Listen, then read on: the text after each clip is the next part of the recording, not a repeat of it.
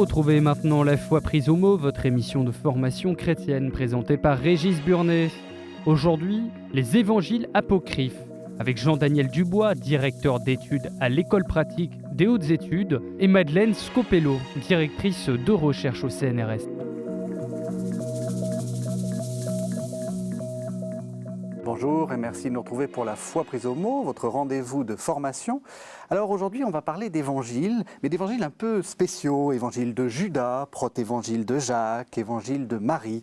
On parle régulièrement des évangiles apocryphes dans la presse, dans les conférences et même quelquefois dans les églises. Et toujours flotte autour d'eux une sorte de parfum, de mystère et de scandale. Comme s'il s'agissait de livres interdits. Alors pourquoi ces textes ne sont-ils pas entrés dans le canon ? Que contiennent-ils ? Quelle image de Jésus nous fournissent-ils ? Pour répondre à ces questions, deux invités. Madeleine Scopello, bonjour. Bonjour. Vous êtes historienne, vous êtes directeur de recherche au CNRS et vous êtes correspondant de l'Institut. Jean-Daniel Dubois, bonjour. Bonjour. Vous êtes également historien et vous êtes directeur d'études à l'École pratique des hautes études. Alors, ce que je vous propose de faire, c'est qu'on essaie peut-être de définir ce que sont ces textes apocryphes, ces évangiles apocryphes, et puis ensuite qu'on en regarde quelques-uns, qu'on passe un peu en revue certains évangiles. Alors, question classique, qu'est-ce que ça signifie apocryphe ?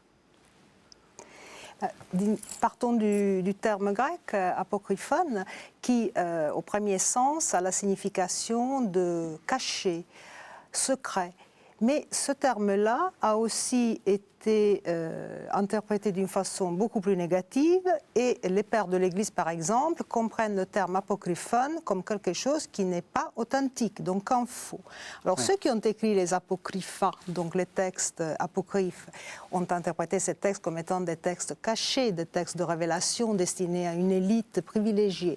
Tandis que du côté des pères, ces écrits-là, taxé du terme apocryphe, signifiait tout simplement des textes qui n'étaient pas acceptés par la Grande Église et qui recelaient des doctrines qui n'étaient pas authentiques. Est-ce que ça veut dire que c'est des textes interdits ? Mais au début, je pense qu'il y a eu une production littéraire chrétienne ancienne qui faisait que dans certains lieux du christianisme, on lisait certains textes et dans d'autres, on en lisait d'autres. Et donc, il faut attendre plusieurs siècles avant qu'on fasse un peu un catalogue de ce genre de texte et qu'on se mette à recommander la lecture ou à décommander la lecture. Oui. Donc on ne peut pas vraiment dire que la littérature chrétienne du IIe siècle était une littérature interdite. Oui. Est-ce que ça veut dire que ces écrits ont été écrits en concurrence avec les évangiles ? Parce qu'on fait souvent une sorte de globalisation, on parle d'évangiles apocryphes. Est-ce que c'était destiné à contrer les évangiles ou pas du tout ? Alors ça, c'est un peu une vue assez moderne sur ce genre de littérature. On a toujours pensé la catégorie apocryphe comme étant le pendant de la catégorie écriture canonique. Je crois qu'au départ, il y a des textes qui volontairement commentent les textes évangéliques. Il y en a d'autres qui s'inscrivent dans une toute autre perspective. Je pense aux actes apocryphes d'apôtres où, par définition, on donnait dans les actes apocryphes d'apôtres des choses qui n'étaient pas retransmises par les textes canoniques. Donc, en fait, on donnait des suppléments à des textes qu'on lisait, on vantait les mérites des apôtres par le biais de raconter ce qu'ils avaient fait comme prédication, éventuellement leur martyre. C'est un peu les ancêtres de la littérature hagiographique, des actes de saints. Tout à fait. Vous avez parlé de grande église. Alors ça veut dire quoi ? Ça veut dire qu'il y avait d'autres communautés ? Ça veut dire comment s'imaginer l'église du IIe siècle ? Supposons que je suis dans l'église du IIe siècle, je pointe à plusieurs églises. Comment ça peut se décrire ? Le paysage du premier christianisme est multiforme, il est très diversifié. Les gens qui adhèrent à une église ou à une autre, dans une région ou dans l'autre, se prétendent tous les vrais chrétiens. Si vous prenez par exemple des auteurs ou des courants gnostiques, ils se prétendront comme ceux qui ont eu vraiment la plus pure des révélations, le chrétien dans son sens le plus accompli. D'autres chrétiens plus dans la norme aussi auront cette prétention-là. Donc finalement, à cette époque-là, tout le monde se pense chrétien. C'est nous qui avons mis des étiquettes, des labels finalement sur différents groupes de gens qui adhéraient à des doctrines que nous avons appelées par certains noms. Dans le mot gnosticisme est très courant, il y a beaucoup d'apocryphes appartenant à la gnose. Effectivement, c'est une étiquette que nous avons mis, nous, sur ces textes. Ou alors des écrits dits docètes, ceux qui croient que le Christ est une entité seulement divine. On peut dire qu'il a c'est fait aussi- semblant d'être un homme. Qui a fait semblant d'être un homme. Donc c'est aussi une étiquette que nous mettons sur ce genre finalement de spéculation. Mais il est vrai que dans certaines parties de l'Orient chrétien, il y a davantage de représentants dans certains courants qu'un autre. Par D'accord. exemple, il y a des textes qui montrent un ancratisme, un ascétisme très poussé, des textes nés en milieu syriaque, auxquels par ailleurs l'évangile de Thomas, dont nous allons parler tout à l'heure, est apparenté. Donc ça reflète un certain type de christianisme. Ce qu'on appellera la Grande Église plus tard refusera ces positions trop accentuées. Alors, une question pour l'un et pour l'autre. Si je prononce le mot d'hérétique, qu'est-ce que vous en pensez? Est-ce que c'est des hérétiques, ces gens-là? Vu du côté des pères de l'Église qui ont dû lutter contre des mouvements qui prenaient de l'importance et que finalement leur soutiraient de la clientèle, si on peut dire, c'est-à-dire des fidèles, oui, ils taxent le gnosticisme et d'autres courants d'hérésie parce qu'ils pensaient qu'ils ne respectaient pas la doctrine de l'Église, de la Sainte Église.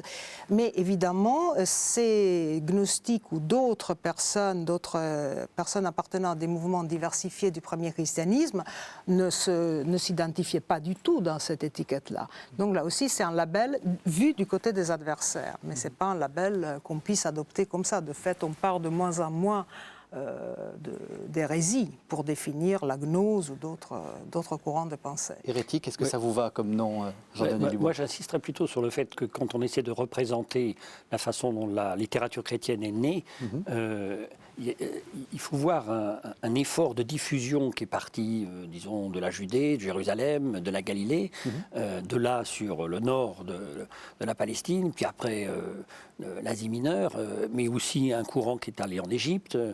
Et puis finalement, en quelques dizaines d'années, on est à Rome, on est à Carthage, on est à Athènes. Et de fait, chacun de ces milieux a essayé de revendiquer une identité chrétienne, en général autour de la figure d'un apôtre.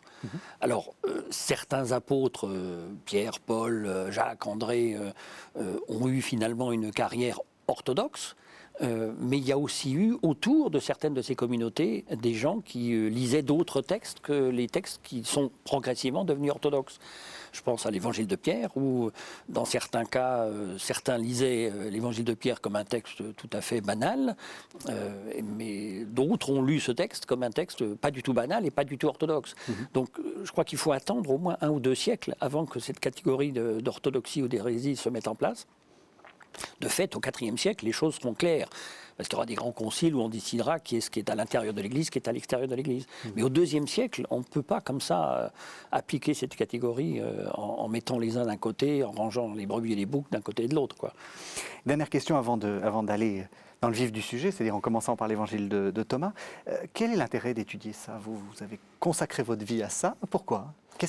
Pourquoi est-ce que c'est intéressant? C'est intéressant parce que ça vous donne effectivement un paysage multiforme et aussi parce que beaucoup de sources de première main, de sources qu'on appelle directes, ont été découvertes. Donc nous avons une image des premiers siècles chrétiens qui est beaucoup plus complète aujourd'hui, qui a 60 ans ou 100 ans, parce que des sources de première main, par exemple, ont été retrouvées en Égypte pour ce qui concerne les mouvements de la gnose. Et cela a renouvelé totalement notre connaissance sur ces courants qui, avant, étaient seulement connus par la partie adverse, par ceux qui les ont contrés. Donc, les pères de l'Église, les hérésiologues, comme on dit, ceux qui ont lutté contre ces courants. Et donc, on s'aperçoit la richesse de ces différents mouvements qui ont animé le premier christianisme. Et c'est tout à fait passionnant aussi de comparer les textes de première main, écrits par les gnostiques, par exemple, eux-mêmes, ou par d'autres courants de pensée, et ceux écrits par les pères de l'Église qui veulent quand même protéger l'enseignement qui devient au fil du temps officiel. Alors on va essayer de découvrir un peu ces textes de première main. Je l'ai dit, on va commencer par l'évangile de Thomas et je vous propose qu'on entende lire alors on dit des logias, c'est-à-dire des sortes de petits bouts, hein, on peut dire ça comme ça, des paroles de l'évangile de Thomas. On écoute. Jésus a dit : le royaume du Père est semblable à une femme qui portait une cruche pleine de farine. Pendant qu'elle marchait sur un chemin éloigné, l'anse de la cruche se brisa, et la farine se répandit derrière elle sur le chemin. Elle ne s'en aperçut pas. Elle n'avait pas su peiner. Lorsqu'elle entra dans sa maison, elle posa sa cruche à terre et la trouva vide.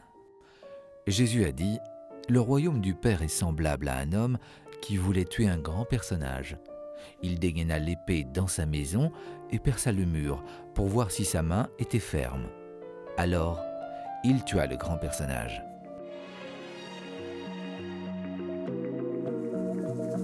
Vous écoutez actuellement La Foi prise au mot, votre émission de formation chrétienne présentée par Régis Burnet.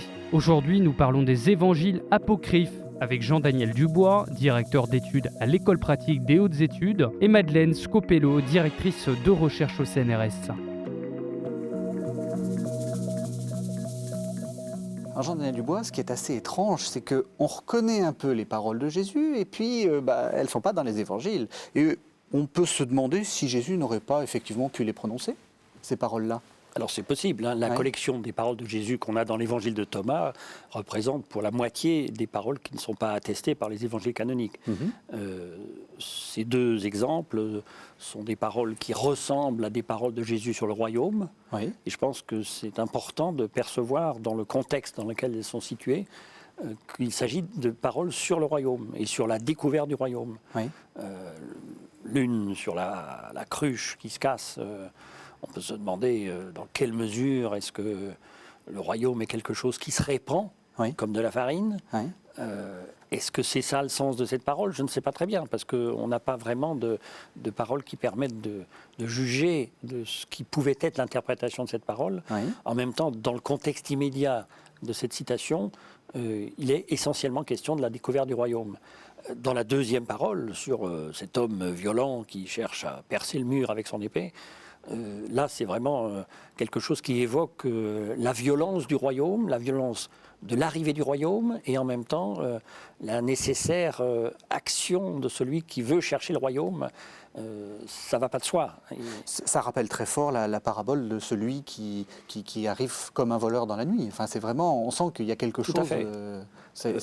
Alors, est-ce qu'on peut dire que ces paroles sont authentiques ou est-ce qu'elles ne sont pas authentiques? Parce que c'est la question qu'on se pose souvent. Est-ce qu'il faudrait les remettre dans l'évangile canonique ou pas? Alors, parole authentique ou pas, on n'arrivera jamais à pouvoir historiquement décider si c'est une parole authentique ou pas. Il y a quelques dizaines d'années, on pensait qu'on pouvait encore faire ça. Il y a quelques critères qui ont été établis pour essayer de montrer qu'il y a des paroles qui sont plus vraisemblables que d'autres. Plus la parole évoque une préoccupation des chrétiens, par exemple, du IIe siècle ou même postérieur. Dans l'évangile de Thomas, il est question même du terme de moine. A priori, au 1er siècle, il n'y a pas de monachisme, comme on en connaît au 4e siècle. Donc, il est possible que telle ou telle de ces paroles soit colorée de préoccupations bien postérieures à Jésus. Dans le cadre de ces deux paroles, je crois que la tonalité est une tonalité assez eschatologique. On attend le royaume et on se demande comment y arriver. Alors, c'est quoi cet évangile de Thomas? Vous avez parlé de milieu syriaque, vous avez dit que c'est coloré par certaines préoccupations. Oui, je pense qu'effectivement, l'évangile de Thomas relève de ce milieu très ascétique qui est particulièrement apparenté à la Syrie et à la Mésopotamie des premiers siècles. Effectivement, là aussi, on trouve des exemples de monachoi, d'isolés, de solitaires, donc ce qui donnera effectivement postérieurement le sens de moine. Donc l'encratisme, l'ascétisme, le refus du monde. C'est le refus total de relations sexuelles, et puis même de nourriture. Refus de la chair, refus de rapports sexuels, refus aussi, par extension, de tout ce qui peut être lié à la nourriture, au vin et au plaisir mondain, ou même aux beaux vêtements. Donc c'est très fort dans ces textes-là. Et sur l'évangile de Thomas est sûrement empreint de ce genre de thématique. Et je voulais, si vous permettez, revenir un instant sur ce bel extrait qui a été lu et sur cette parabole de la femme à la cruche. Là, il y a peut-être, on pourrait remarquer que le long chemin de cette femme qui pendant son chemin, ne s'aperçoit pas que la cruche pleine de farine se vide progressivement. Donc il y a là peut-être une symbolique du trajet de la vie humaine et des hommes qui arrivent à la fin de leur vie sans s'être aperçus de ceux qu'ils transportaient, du trésor, peut-être du trésor intellectuel qu'ils possédaient ou de leur esprit, et ils le répandent vainement. Et finalement, je pense qu'il y a effectivement toute une alternance entre ce qui est vide et qui est plein, et qui irait peut-être aussi, qui attirerait d'autres parallèles avec l'évangile de Thomas lui-même, où l'opposition vide et plein est tenue en compte, et aussi avec d'autres textes gnostiques. Donc c'est une figure de femme dispersée ou dissipée qui est tracée là, je pense, du moins. Mais c'est intéressant parce qu'on voit que vous en tirez une certaine sagesse de ces textes. Il faut les lire aussi un peu comme des recueils. Alors peut-être pas avec l'œil canonique en disant parole d'évangile entre guillemets, mais on voit bien que vous en tirez un enseignement très subtil. Enfin, il faut pas hésiter à les lire comme ça. Oui, je pense que les personnes qui lisaient ces textes en tiraient un enseignement de vie.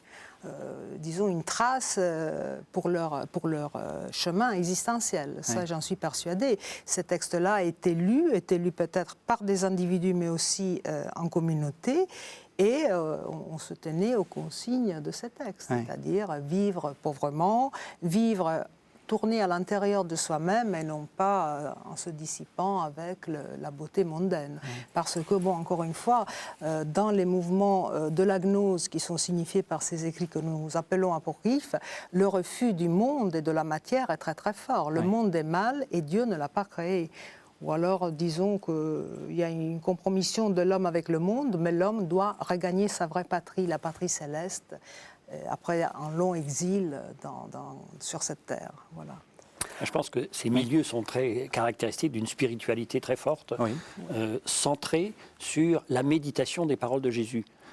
Alors, à la limite, la question, est-ce parole authentique ou pas, ne se pose même plus. La question est, qu'est-ce que cette parole de Jésus ou attribuée à Jésus peut dire du royaume, peut dire du chemin qu'il faut parcourir pour arriver à la vie. Et ça, c'est tout à fait caractéristique, en effet, de certains milieux ascétiques. Est-ce qu'on peut dire que tous ces gens ascétiques étaient un peu mystiques, enfin, qu'ils avaient ce que nous, enfin, dans un sens un peu faible, on appelle mystique, c'est-à-dire des gens, comme vous dites, très spirituels. Est-ce qu'il faut les lire avec cette clé-là ?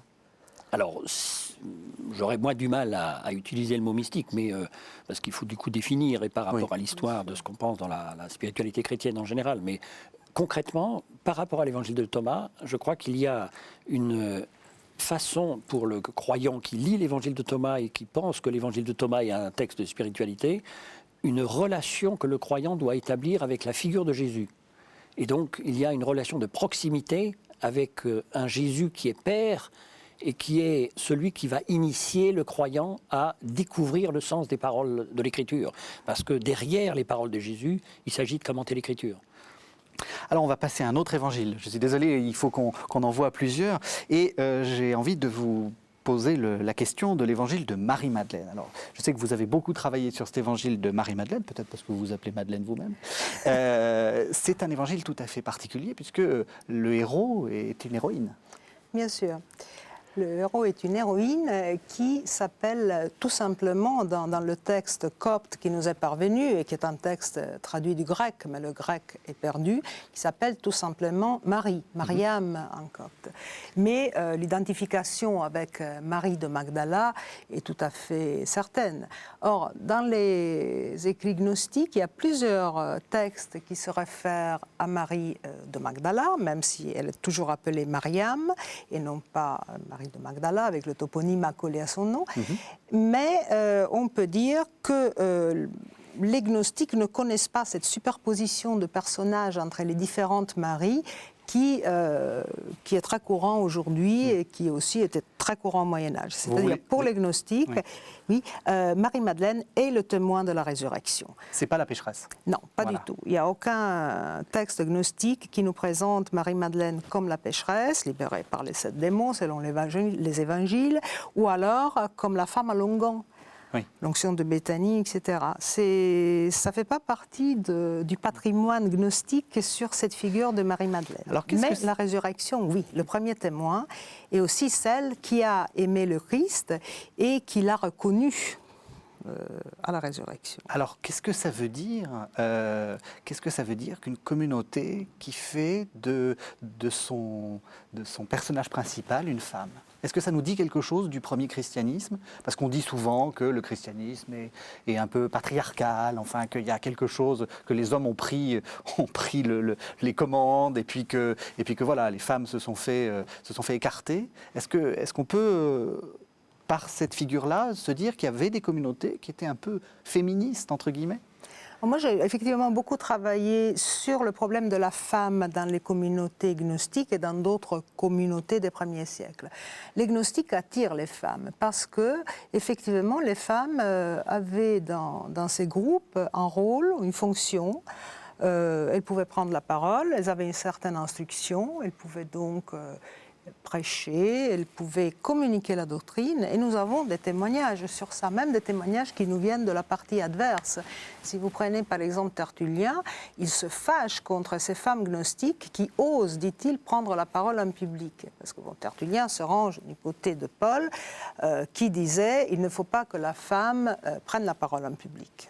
Bon, donc il y a un courant assez ouvert aux femmes qui est montré aussi par les textes conservés de première main et aussi des textes de la partie adverse. Par exemple, l'épître de Ptolémée, un grand maître gnostique à Flora, qui est conservé par Épiphane de Salamine, un hérésiologue du IVe siècle, montre que effectivement cette Flora, qui devait être une dame de la bonne société, était une adepte de la gnose. Donc Ptolémée l'instruit dans les fondements de la gnose et aussi dans l'exégèse biblique. Et nous avons d'autres cas. Nous avons par exemple, ça c'est un cas polémique, Tertullien qui, prend de mire celle qu'il appelle la caïnite de Carthage. Donc c'était une femme gnostique qui faisait de la propagande pour une secte, disons un groupe gnostique, les caïnites. Donc là, nous avons évidemment un portrait absolument négatif de cette caïnite, mais cela nous montre que les femmes faisaient de la propagande, étaient donc instruites, sortaient de chez elles, bougeaient, convertissaient, etc. C'est très intéressant.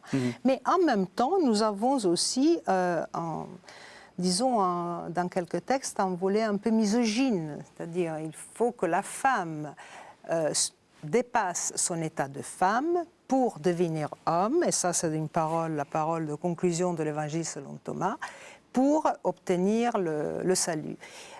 Femme et homme, finalement, ça veut dire quoi? Que femme et homme doivent dépasser leur état de femme ou d'homme, leurs différences sexuelles, pour aboutir à une entité androgyne qui, elle, connaîtra le salut. Mais ce sont des positions, effectivement, qui ont aussi laissé des traces par la suite, qu'on peut retrouver même pour certaines choses dans la Kabbale juive, où le thème de l'androgyne, du dépassement de l'homme et de la femme joue un rôle tout à fait important. Donc je pense que la gnose, là, a dû jouer aussi un rôle sur ces courants plus tardifs. Alors ça fait déjà plusieurs fois qu'on parle de gnose. Et comment est-ce qu'on peut, alors simplement, parce que je crois que c'est quelque chose de très complexe, comment est-ce qu'on peut simplement résumer les idées gnostiques? Alors je pense que la première façon de définir les gnostiques, ce sont des gens qui, d'après le terme qu'on emploie à leur sujet, ceux qui ont une connaissance ou des connaissances, ce sont des gens qui se sont organisés en général dans les marges des communautés chrétiennes, certaines fois au centre des communautés chrétiennes, à l'intérieur des communautés chrétiennes, mais un peu comme une école de philosophie où on apprenait au pied d'un maître comment interpréter l'écriture, et souvent comment interpréter l'écriture à partir de textes philosophiques. Et donc pour des gens qui n'ont pas eu ce chemin-là ou cette culture-là, ça paraissait souvent des spéculations gratuites, des spéculations un peu intellectuelles, mais au mauvais sens du terme, d'où déjà l'âpreté des débats au début, dans les premières dizaines d'années du christianisme, où on rencontre des gens comme ça et qui valorisent la sagesse, et une sagesse qui est fondée sur l'interprétation des Écritures. Pourquoi est-ce qu'on les a exclus? Pourquoi est-ce que finalement le christianisme n'est pas devenu gnostique? C'est peut-être une question un peu compliquée, mais... On ne peut pas refaire l'histoire du christianisme à l'envers. Hein. Oui. Qu'est-ce qu'il y avait de gênant, entre guillemets? Qu'est-ce qui fait que... Je pense, quand on lit certains hérésiologues, je pense à Irénée à la fin du IIe siècle, Irénée justement se bat contre les gnostiques précisément sur des questions qui concernent l'interprétation des Écritures. L'un des points centraux dans la discussion porte sur l'interprétation du Dieu biblique de la Genèse. Les gnostiques, et c'est une idée générale qu'on retrouve pas simplement chez les gnostiques chrétiens, l'idée générale autour du Dieu de la Genèse, c'est que ce Dieu de la Genèse a fait une création, mais peut-être un monde qui n'est pas très bon. Et en disant cela, ça sous-entendait que les gnostiques pouvaient avoir une interprétation de la transcendance divine, un Dieu un peu platonicien, qui était le beau, le bien, qui rassemblait l'ensemble des idées, mais qui n'était peut-être pas lié au monde d'ici-bas de la même façon que le Dieu biblique de la Genèse. Donc voilà un exemple de débat où comment interpréter de façon chrétienne le Dieu biblique juif et comment l'interpréter avec les catégories de la philosophie. Je crois que peut imaginer que ce type de débat a engendré des débats féroces. Quand on voit ce que dit Irénée justement sur l'interprétation gnostique du démiurge ou du Dieu biblique, je pense qu'il y a certaines idées dites sur le Dieu biblique qui n'ont pas beaucoup plu. Il y a aussi, vous l'avez dit, à propos de Marie-Madeleine et puis aussi à propos de Thomas, ils ont un petit problème avec l'incarnation, tous ces gens. Exactement. Donc effectivement, comme Jean-Daniel Dubois l'a parfaitement souligné, il y a le problème du Dieu biblique, du Dieu créateur qui est vu négativement, mais il y a aussi la vision que les adeptes de la gnose ont de Jésus, qui a suscité la polémique des pères de l'Église, parce que le Jésus des gnostiques est généralement une entité totalement divine. Comme le monde est mal, le sexe est mal, la procréation est mal aussi, l'incarnation était vue aussi comme quelque chose d'absolument immoral qu'on ne pouvait pas appliquer à la figure de Jésus, un Jésus divinisé, entité cosmique, pourrait-on dire. Donc c'est aussi un des grands débats entre les pères de l'Église et les gnostiques. Et ça deviendra aussi par la suite aussi un grand débat entre les pères de l'Église et les manichéens qui ont recueilli une certaine partie de l'héritage de la gnose quant à la figure de Jésus. Et pour revenir à Marie-Madeleine, donc, est-ce qu'on peut, justement, à la lumière de ce que vous dites, détruire l'idée habituelle en disant que dans cet évangile de Marie-Madeleine, il y a une sorte d'amitié plus que charnelle entre Jésus et Marie-Madeleine? Il ne s'agit pas de ça du tout. Non, je pense que on pourrait appeler ça une complicité spirituelle? Évidemment, les textes gnostiques ont été lus très souvent par des auteurs contemporains comme l'expression d'une relation charnelle entre Jésus et Marie-Madeleine. Et le baiser, dont quelques textes gnostiques parlent, par exemple l'évangile de Philippe, et même dans l'évangile de Marie, nous avons l'allusion à un baiser. Ce baiser-là est un baiser spirituel, totalement mystique. Donc c'est une communication de connaissances, ce n'est pas du tout un baiser de la chair. Donc ce sont deux figures liées sûrement par un grand lien spirituel, et d'ailleurs qu'on retrouve déjà dans l'évangile de Jean, parce que si on lit le chapitre 20 de l'évangile de Jean, Marie-Madeleine au jardin, voyant le sépulcre vide, se désespère, mais quand Jésus l'appelle par son nom, il dit tout simplement Marie, et Marie-Madeleine répond Rabouni, c'est-à-dire petit maître, c'est un nom de la langue affective en araméen, vous voyez, donc en hébreu. Donc il y avait un lien spécial entre les deux figures. Je pense que le meilleur exemple qu'on peut tirer de l'évangile de Marie pour détruire ce mythe qu'on a créé surtout de façon contemporaine au XXe siècle, d'une Marie qui serait dans des relations un peu ambiguës avec Jésus. Dans l'évangile de Marie, il est question d'une parole évangélique explicite sur le trésor dans les cieux. Et dans l'évangile de Marie, la phrase dit explicitement « Là où est l'intellect, là est ton trésor ». Bien sûr. Ça sous-entend une compréhension du christianisme qui est fondée sur une opération intellectuelle. C'est pas pensable, c'est un contresens que d'imaginer en fait que toutes ces histoires de baisers sont des baisers charnels. Alors, ce que je vous propose de faire, c'est de changer encore une fois de texte. Alors, on avait prévu de parler de l'évangile de Pierre, mais je vois que le temps passe vite, et je vous propose que l'on passe directement à un texte qui a fait couler beaucoup d'encre, puisqu'on l'a trouvé, on l'a redécouvert il n'y a pas très longtemps. C'est l'évangile de Judas. Donc, on va entendre quelques extraits de l'évangile de Judas. Jésus disait aux 12 : que celui d'entre vous qui est fort parmi les hommes rejoigne l'homme parfait, et qu'il se tienne debout devant ma face. Alors ils dirent tous : nous sommes forts. Mais leur esprit ne put prendre le risque de se tenir debout devant lui, à l'exception de Judas l'Iscariote. Il fut à même de se tenir debout devant lui, mais il ne put le regarder de ses yeux. Au contraire, il détourna son visage. Judas lui dit, « Je sais qui tu es et de quel lieu tu es sorti. Tu es bel et bien sorti de Léon de Barbello, l'immortel, plus particulièrement de celui qui t'a envoyé, celui dont je ne suis pas digne de prononcer le nom. » Alors Jésus, sachant qu'il pensait à autre chose de plus élevé, lui dit, « Écarte-toi d'eux, et je te dirai les mystères du royaume. Il est possible que tu t'y rendes, mais que tu gémisses beaucoup. Car un autre, en effet, prendra ta place, afin que les 12 disciples soient à nouveau au complet avec leur Dieu. »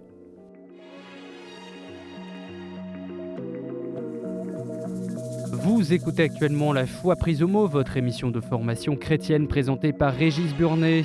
Aujourd'hui, nous parlons des évangiles apocryphes avec Jean-Daniel Dubois, directeur d'études à l'École pratique des hautes études, et Madeleine Scopello, directrice de recherche au CNRS.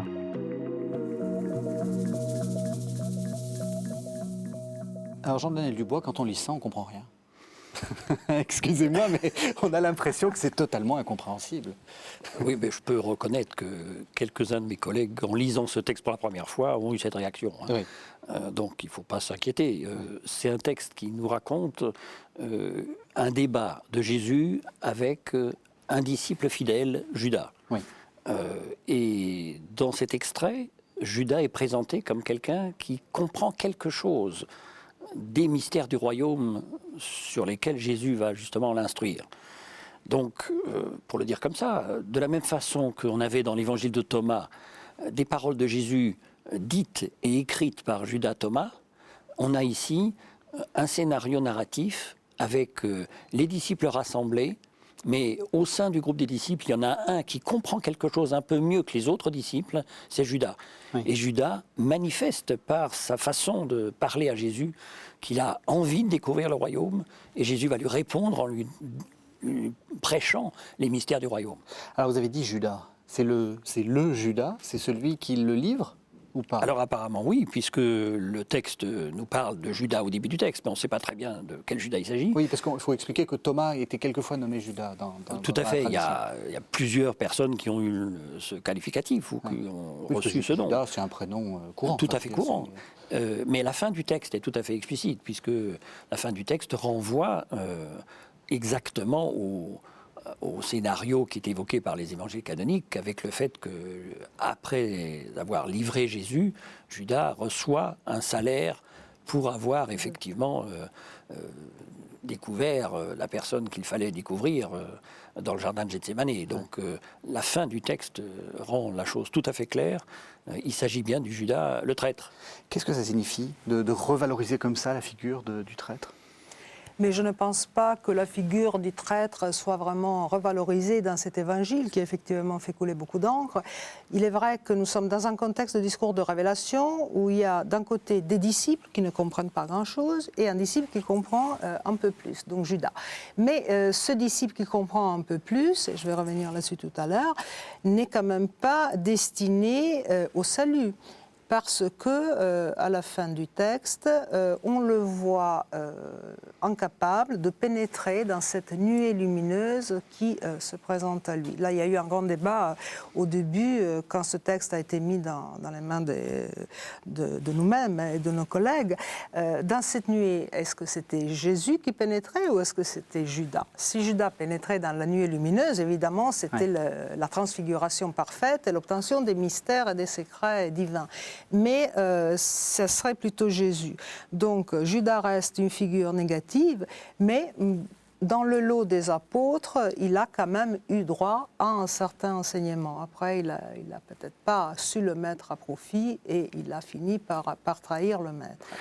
Mais ce qui est intéressant dans le passage qui a été lu, c'est effectivement la présence, par exemple, du fait que Judas, du thème de Judas se tenant debout.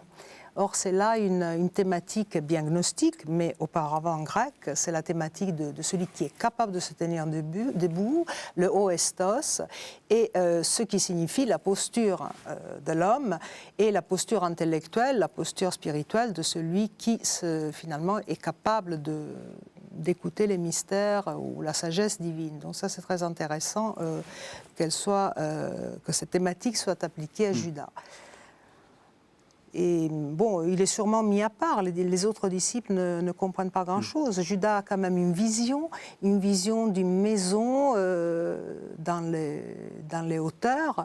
Or, personnellement, j'ai beaucoup travaillé sur cette thématique-là. Je pense qu'il s'agit là d'un thème juif apparenté, du judaïsme mystique, apparenté au thème des demeures célestes, de la maison céleste d'en haut, qui est donc la réplique du temple de Jérusalem est purifié. Voilà. Ça signifie quoi que ni Judas ni les disciples comprennent? Ça veut dire que l'Église, ou en tout cas l'Église telle qu'elle est vue par l'évangile de Judas, est totalement discréditée finalement. C'est des gens qui sont très très hostiles. Alors, moi, je divergerai un tout petit peu de ce que vient de dire... Querelle des spécialistes. Non, mais c'est bien. Nous lisons l'un et l'autre le texte et on essaie d'en rendre compte. Mais c'est bien. Je crois qu'on lit ce texte aussi parce que on a en tête le petit paragraphe que Irénée de Lyon, à la fin du IIe siècle, a fait sur un certain évangile de Judas qui circulait dans un certain milieu dit gnostique. On ne sait pas si le texte copte que nous avons aujourd'hui correspond exactement à la forme du texte qu'on a dans ce que pouvait envisager Irénée quand il parle de ça. Oui. Mais quand même, ce que dit Irénée sur le texte, c'est que Judas avait une position particulière et il devait accomplir le mystère de la trahison. Oui. Donc, ça sous-entend qu'on a là une sorte de lecture un peu anti-canonique, anti-évangélique, par rapport à sans doute une figure de Judas qui est vilipendée dans le christianisme ancien, et surtout dans les quelques dizaines d'années après la mort de Jésus. On peut comprendre que certains aient voulu en fait revenir à une autre image de ce qu'était ce Judas. Il faut se souvenir que Judas avait aussi les cordons de la bourse dans le groupe des disciples. Si on lui laissait prendre les cordons de la bourse, c'était quelqu'un qui devait dans le groupe des disciples avoir une importance importante, comme un intendant du groupe. Et donc il peut y avoir dans le groupe des disciples et des disciples des gens qui pensaient que Judas n'était peut-être pas simplement ou seulement ce mauvais traître. Donc je pense effectivement ce que nous dit Irénée sur cet évangile de Judas qui circulait au IIe siècle, c'est un portrait de Judas qui correspond peut-être pas tout à fait à ce qu'on peut trouver par exemple dans l'évangile de Luc ou dans les Actes des Apôtres. Ceci dit, ça pose la question de savoir, mais à quoi sert un texte comme ça? Qu'est-ce qu'il peut nous raconter sur Judas? Je pense que, d'une manière générale, il ne faut pas y chercher des renseignements historiques sur Judas. Je ne pense pas que cet évangile de Judas voulait compléter par des documents quelque chose de la biographie de Judas. En revanche, il s'agit de nous dire quelque chose sur les moyens d'accès au salut. Alors malheureusement, dans le texte, il n'y a pas énormément de renseignements précis sur ça, parce qu'on ne sait pas très bien jusqu'où va Judas dans son parcours. Mais je pense, peut-être à la différence de ce que disait Madeleine Scopello, que le chemin du parcours vers le royaume est indiqué, et Judas dépasse les 12 disciples, parce qu'on nous dit explicitement qu'à un moment, il est d'un 13e niveau. Il n'est pas encore à la fin du parcours, mais il peut déjà faire un peu mieux que la plupart des disciples. On a une idée de quand date ce texte, parce que effectivement, si on le date d'une date très proche des Évangiles, c'est un peu gênant. Si on est dans une date plus lointaine, on peut penser qu'il connaît déjà bien les Évangiles et qui fait une sorte de commentaire à sa sauce, si on peut dire, des Évangiles. On a une idée? De toute façon, Irénée de Lyon, qui cite un évangile de Judas, est-ce que c'est le même? On ne sait pas exactement, écrit vers 180.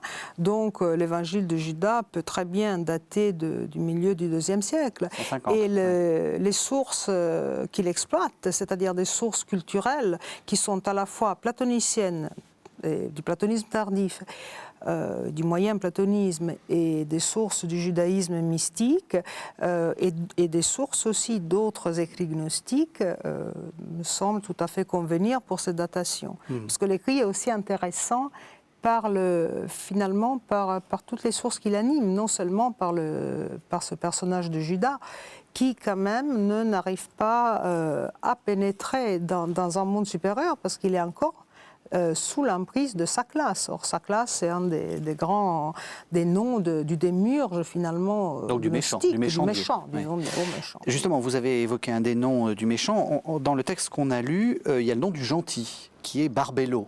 Qu'est-ce que ça signifie? Tu es bien sorti de Léon de Barbello. Alors, Léon de Barbello. Léon, tout d'abord, disons, on peut traduire cela en français par monde céleste. Barbello était une entité fréquente dans des textes mythiques de la gnose, figure féminine, finalement compagne du père, on pourrait dire. Et le nom de Barbello est intéressant parce que on peut y retrouver la racine de barba et lo, c'est-à-dire Dieu en quatre.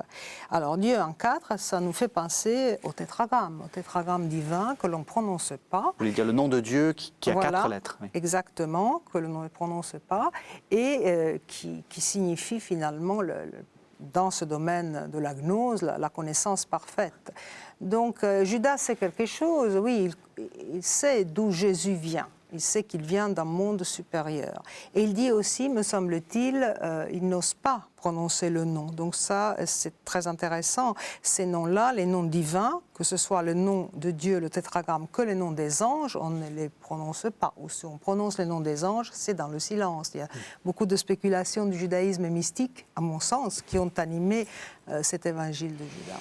De ce que dit Madeleine Scopello, on a l'impression que ce système gnostique est extrêmement complexe. Enfin, qu'il y a des mondes différents. C'est pas du tout un système assez simple comme peut l'être le christianisme canonique où en gros Dieu crée le monde et puis voilà, il n'y a pas d'autre monde en fait. Là, on sent qu'il y a plusieurs mondes, il y a plusieurs entités. C'est assez complexe. Ah ben, l'évangile de Judas rapporte dans les fameux mystères du royaume que Jésus transmet à Judas une série de renseignements sur la cosmologie et sur l'organisation des cieux et surtout sur les fameux anges qui gèrent tel ou tel cieux. C'est ce que dit Madeleine Scopello là sur le contexte juif de certaines spéculations sur les noms de Dieu, les noms des anges qui entourent le trône divin. On a en effet une série de spéculations attestées dans ce texte qui sont comparables à des textes gnostiques environnants. Effectivement, on peut voir ça comme une spéculation un petit peu compliquée, mais je crois qu'il faut partir de l'idée simple qu'il y a un trône divin avec des anges qui entourent ce trône divin, et il y a une organisation des cieux entre le ciel de ce trône divin et notre terre qui fait qu'on peut parcourir jusqu'à 360 cieux, dit le texte. Bon. Peut-être qu'il y a un peu trop de monde dans ces différents cieux, et que ça peut peut-être ne pas plaire à certaines figures ecclésiastiques de la Grande Église. Ouais. C'est-à-dire que, vous voulez dire que ces spéculations, enfin, on peut dire que c'est l'importation des spéculations juives, et puis très largement, vous avez dit, platoniciennes, dans le christianisme, alors que le christianisme canonique, entre guillemets, enfin, ou la Grande Église, a tenté de se débarrasser de tout ça. Est-ce qu'on peut voir ça comme ça, en fait? Est-ce qu'on peut voir une sorte de maintien de choses qui existaient au temps de Jésus et qui ont été petit à petit abandonnées par la Grande Église? Oui, mais il faut aussi voir que dans le monde gréco-romain d'alors, pratiquement tout le monde croyait au hasard et à la nécessité. C'est-à-dire que chacun était mené par son destin personnel, et le destin personnel des gens était géré par soit des démons, soit des entités angéliques.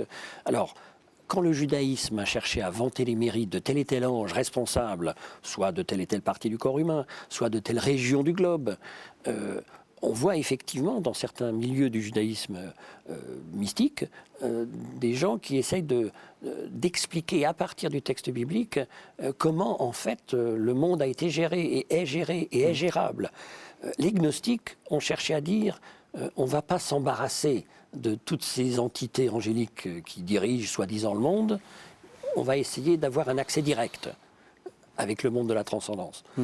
Alors, ça sous-entend en effet certaines pratiques spirituelles, ça sous-entend une certaine démarche de foi, ça sous-entend une spiritualité qui ressemble à une démarche philosophique, mais qui ressemble aussi en fait à un refus de 36 sortes d'horoscopes auxquels on ne croit plus dans certains textes gnostiques. Oui, si je peux peut-être ajouter un petit Oui, complément. Les grands anges qui entourent le Dieu transcendant de la gnose ne sont plus ces anges qui ont effectivement, comme vous le dites très justement, une fonction quelconque pour gérer le ciel, ou les cieux, encore mieux, mais ce sont des anges qui représentent la transcendance divine. Donc là, il y a un rapport tout à fait différent, un rapport presque d'identification entre le gnostique et ces anges qui chantent jour et nuit le louange de la divinité absolument transcendante.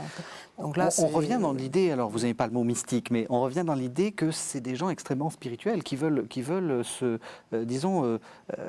il y a un monde derrière ce monde et ils veulent s'y associer d'une certaine façon. Bien sûr, c'est la véritable patrie, comme le disent beaucoup de textes. Ouais. La véritable patrie qu'on doit gagner en s'éloignant de ce monde et de ses ruses et de ses leurres, finalement. Ouais. Le monde est très négatif. Le monde, la Terre est vue comme effectivement le monde de l'illusion. Le monde où plein de filets sont tendus pour capturer l'âme. Donc l'âme doit remonter à sa véritable patrie dans les hauteurs. Alors on arrive malheureusement à la fin de cette émission et j'ai envie de vous poser à l'un et à l'autre une question personnelle. Alors, je vais commencer par vous, Madeleine Scopello. Si on a envie de se jeter à corps perdu dans l'étude de ces textes, par quoi est-ce qu'il faut commencer? Quel est pour vous le plus beau texte et qu'est-ce qui vous semble apporter? Qu'est-ce qui fait qu'il mérite d'être lu? Alors, si le plus beau texte, si on considère la production de première main, parce qu'on a aussi beaucoup de beaux textes qui nous ont été transmis par les pères de l'Église, bien sûr, ils ont été réfutés, mais enfin, ils ont transmis des extraits très importants de grands maîtres de la gnose, de grandes figures de la gnose. Mais si on se cantonne à la production littéraire des gnostiques eux-mêmes, je songerais sûrement à un texte de Nag Hammadi, donc qui font partie de cette grande découverte archéologique qui est advenue en 1945 et qui a mis à notre disposition environ 53 textes gnostiques. Je pense qu'un texte très beau est le dernier logion de l'Évangile selon Thomas, le dernier dit, la dernière parole de l'Évangile selon Thomas, où effectivement il y a cette conjonction dans une androgynie afin d'avoir une vision spirituelle céleste. Ou alors, moi, personnellement, j'aime beaucoup un traité qui s'appelle l'exégèse ou l'interprétation de l'âme, où l'âme est comparée à Hélène et à Ulysse, donc des citations d'Homère que les gnostiques connaissaient, et l'âme souhaite revoir sa patrie, tout comme Ulysse qui souhaitait revoir la fumée qui se levait de sa terre d'Ithaque. Je trouve que c'est très beau pour finalement ce retour de l'âme à sa véritable patrie après son exil sur terre. Si on a envie de lire ça, on trouve ça où? Alors, si on a envie de lire ça, vous pouvez, bien sûr, on a les traduit avec des collègues en Pléiade les textes gnostiques. Et sinon, vous avez aussi des éditions intégrales des textes gnostiques publiés en anglais ou en allemand. Mais l'édition de la Pléiade en français est tout à fait pratique, avec des notes, quelques explications et des introductions. Donc, ça ferait une très bonne initiation. Jean-Daniel Dubois, vous avez écrit chez MAM un Jésus apocryphe. C'est dans la fameuse collection de Monseigneur Doré qui s'appelle Jésus et Jésus-Christ, qui voulait présenter toutes les figures de Jésus.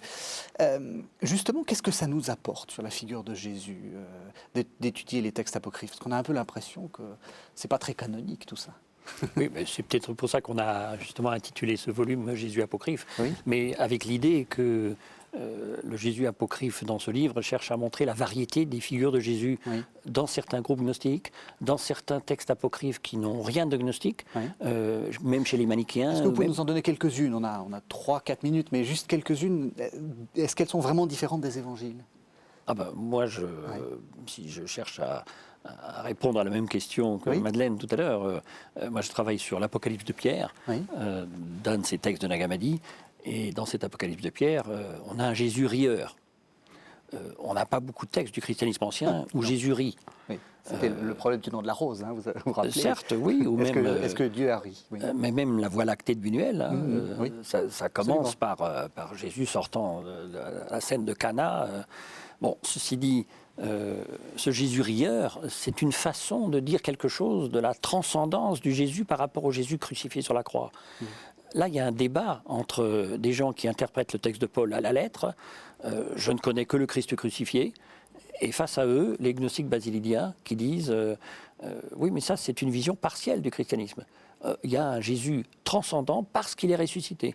Et s'arrêter au Jésus crucifié, ce n'est qu'une partie de l'évangile. Alors voilà un exemple. Oui. Mais l'évangile de Judas nous présente un Jésus qui est moqueur. Alors je ne dirais pas rieur, mais il est un peu moqueur parce qu'il taquine les disciples comme il taquine Judas. Mais le Jésus de l'évangile de Thomas, c'est plutôt un Jésus qui discute, un Jésus maître qui a une école et qui parle à ses disciples. Le Jésus du protévangile de Jacques qui nous raconte la naissance de Jésus, et puis des événements liés à la nativité, c'est un Jésus, le Jésus de la crèche de Noël. Donc voilà, il y a toute cette diversité dans le christianisme ancien, c'est un peu ce que je cherchais à faire dans ce volume. Et vous pensez que si Monseigneur Doré vous a demandé de faire ça, c'est parce que ça a, c'est ma dernière question, ça a... à entrer dans la conscience des chrétiens, ça a entré, ou de tous ceux qui s'intéressent au christianisme. Il faut aussi savoir il faut connaître cette partie-là. Quand on fait de l'histoire du christianisme, c'est une partie de l'histoire du christianisme qu'on ne peut pas négliger.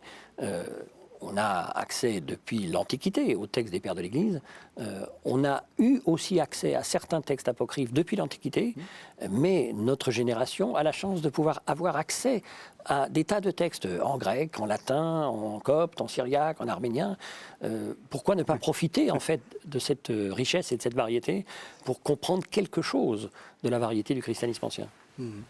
Alors, donc quelques petits conseils de lecture. Donc j'ai rappelé, Jean-Daniel Dubois, que vous venez de faire paraître aux éditions MAM des Clés un Jésus apocryphe. Madeleine Scopello, vous avez écrit, faut peut-être nous en dire deux mots, on a juste un peu de temps, Les Évangiles apocryphes chez Plon. Je trouve que c'est un très bon ouvrage d'introduction. Hein. Ça permet de faire un peu ce qu'on a fait là, de savoir un peu quoi lire, comment lire. Hein. C'est comme ça que vous l'avez compris ? Oui, bien sûr. C'était pour donner une orientation. D'un côté, les évangiles gnostiques très spéculatifs, pas intéressés du tout à l'événementiel. Et de l'autre côté, des évangiles choisis dans le large monde apocryphe, pas gnostique, qui, eux, privilégient la scène, le récit, finalement le spectacle, ou alors qui comblent tout simplement les vides de l'Évangile. Donc, grande importance à la figure de Marie, grande importance à la figure de Jésus enfant. Donc là, on trouve des récits absolument merveilleux, intéressants, qui ont influencé toute l'iconographie occidentale. Et donc, c'était aussi pour mettre en relation des écrits avec des tableaux postérieurs que j'ai fait ce livre. Donc, les Évangiles apocryphes chez Plon. On rappelle que tous les textes dont on a parlé sont publiés en Pléiade et qu'il existe une revue qui s'appelle la revue Apocrypha, dont vous êtes le directeur, alors un peu spécialisé. On peut la retrouver en tapant Apocrypha sur Internet. Merci à tous les deux, merci de nous avoir fait découvrir ça, merci de nous avoir suivis.